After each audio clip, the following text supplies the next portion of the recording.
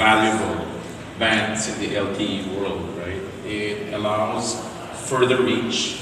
It allows more coverage in a more thinner set of spectrum. And it's really important that that particular band be put to good use and to full use. Everywhere in the world, that particular spectrum is carrying so much data traffic today.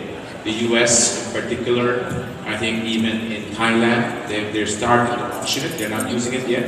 Singapore, it's being used extensively. In Korea, it's being used extensively. And Philippines, it's idle. We've been requesting use of that spectrum for the past 5 years. In lobbying government to allow us to use that spectrum, reallocate it. Because what we think today is that it's kind of wasting away in a dormant state. It's just there. It's just there, held onto one company. And as I said when I spoke, there is not one country in this world where that whole band is used by one company. It's usually allocated to the operating telcos in a particular region or particular country. So here's the jackpot question then. What will happen if Globe doesn't get the 700 megahertz frequency? Well, Isa, maybe I speak for an industry today, and it's really not just Globe. But if you don't get that spectrum, it's one of two things, right? You build more sites, or you have more spectrum, right? Because if we have the spectrum, we can simply put up antennas in our existing sites, put on another radio and maybe base station unit, and then we would be able to broadcast at 700. Remember what I showed in my slides? The most difficult thing in this country is to put a cell site. Yes, because of the permits. Site acquisition to permitting, construction is the easiest thing. And that's what Globe controls. The rest of it we don't control. The rents and the availability of the site is controlled by landlords. The permits are controlled by local government units. And like I said, if any one of you have tried to apply for anything with your local government, be it a business permit, be it and maybe I'm exposing myself to too much criticism here, but I'm just telling you the experience of a business person in the Philippines. Right? It is difficult, and it's going to drag on in terms of our implementation. Well, either way, thank you for arming us with this information, and I can't keep saying it enough. It takes a nation to build a digital nation. Let your voices be heard, just like Ernest here has been doing all night. Sharing, of course, not just the facts or information, but what would you do with the facts and information as well. Still, we got a lovely lady next to me. Oh, sorry, before Isa, I want to go over to Mike over here. Mike, obviously, we've been very, very happy digital revolutionists here in the Philippines. And of course, it does have an impact in everybody's lives, living this digital kind of lifestyle. But how different is it, because of your talk, to actually enable enterprises and SMEs to embrace the digital shift compared to regular consumers? Because with regular consumers, we're just, yeah, give us more, give us more. Yes. But for business, right? But for businesses, are they the same? I think it's a journey, right? As consumers, I'm also a consumer and I'm a business user, right? So it's different journeys and different stages of the journey we're at. So I think there are some differences. If you look at it from a consumer perspective, I think we've heard a lot about that tonight in terms of where we are, and I think this country in particular is embracing that wholeheartedly, right? So I think the difference, there are differences.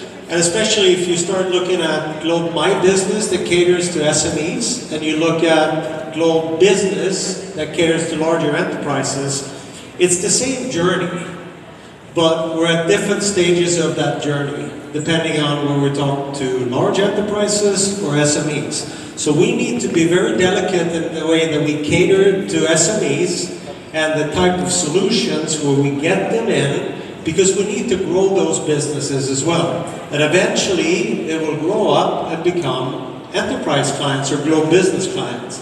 So in that sense, it's really where we're at, what phase we are in that journey as we take them through it. So we need to make sure that we take them all the way through. And at the end of the day, what it's really about is what I was trying to explain, is to make sure that we enable them to be competitive. And also, there's a lot of disruption going on. We hear about this every day, both for small businesses and large businesses. So if we can enable them to disrupt, sometimes disrupt themselves, to continue to grow. That's, for me, what it's all about. But what's nice is you're giving us options, be it from the growth process, you know, it's starting small, but definitely growing big. There's something for everybody. Sure. Thank you very, very much for that, Mike. Let's go to the give me more, give me more. Undoubtedly, give us more, faster, and all of that. And I saw you've already shared so many exciting things, both for prepaid and postpaid. But here's the thing, again, how does Globe make it easier? You're leaning towards one side now, because you do want to make a point. It gets easier already. So how does Globe make it easier to get a postpaid plan? Aha! If you guys were listening, you should be able to answer that question of Visa actually. But let me just again share with you the easiest way to get to a postpaid plan is actually through My Starter Plan. And the reason why I say it's easy from a customer's experience point of view. Because number one, it is at a very affordable price plan of 300 or 500. Comes with a device, a mobile data MB. You get some MBs. Only call and text. Only. Only call and text. We Call and like text that lang word. hindi only ang data. We like the word only. And because we don't have the spectrum. See? So, and more importantly, is it doesn't go over the 300 or the 500 that you nominate, but it doesn't stop you from experiencing or actually indulging your digital lifestyle, because if you do hit the threshold, you can actually easily top up. So go to your friendly neighbor or just top up with your favorite loading station, and you can just fire away and use your devices as you please, without the fear of bill shock, which is today, as we know, is a big pain point. And it does help you transition from what you've been used to as a prepaid customer. Now, if it's just 300 that I have in my pocket or 500 that I have in my pocket, that's all I will spend. So no surprises at the end of the month for you. And that's why we listen to all our customers and we make sure we give you what we can in the context of your digital lifestyle. To give you what we can, to give you what you want. Which, in the end, we always want more. We don't abuse ourselves. No abusing, right? That's why, again, 300, 500, we can definitely afford that. But you relatively have an only with control. Nice, nicely put. Wait, Dan here, of course, also had a great bunch of news to share. One in particular that you didn't share this one, but you shared it with me. Oh. You guys can actually try Go Wi-Fi right now. Are you on? Yes. Did you see, especially for those who have Android phones, did you see that bar, which usually we see little by little? This was a choo, right? Have you tried it? Yes. Less than 1 minute. Can you take it home?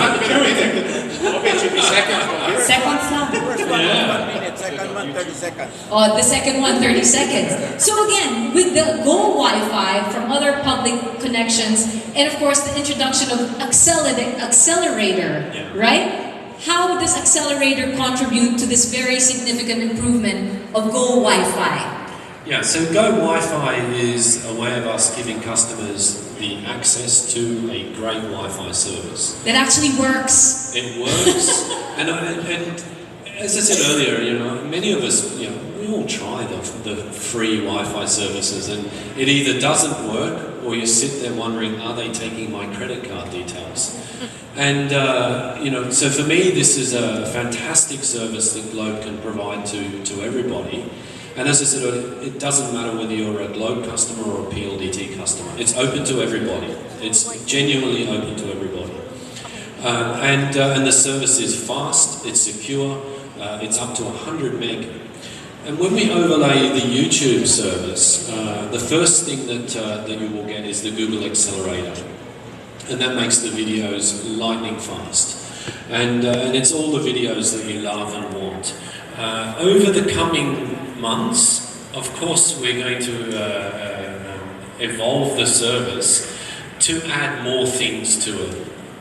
One of the things that is a bugbear of mine is how many of you have updated your operating system on your phone? It's like It takes forever. 600 megabytes or something, and it takes forever. So we'll be doing things like that, which is introducing the ability for you to update your operating system, download apps, and many, many other things. So that as a service, this is just the first of many, many new ways of making the customer experience in a digital world super fast. I think there's the trick question here then. Until what time will Go Wi-Fi be here tonight? they all just might want to stay, no? Right? I did a speed test, it's over 100 meg in there. Right? Yeah, It's there's a Go Wi-Fi Plus, try that one. that's even faster. It's even faster. Oh, we let it out of the bag. Okay. Before we get to you guys, it's okay. It's a digital nation. Tonight, we accept that your eyes can be glued to your cell phones, or like what that young gentleman is doing, recording us, or be live streaming. We all accept that too, because of all the speed here. But how about giving our Globe executives a big, big round of applause for being so generous with all the information, with their enthusiasm to share with you great news on building one digital nation. But wait, there's more. Sirs and our lovely lady, shall we take our places? And on that note, oh, you do not want to miss this. Get your cameras out. You know the hashtags. Because ladies and gentlemen, it is time. Be the first.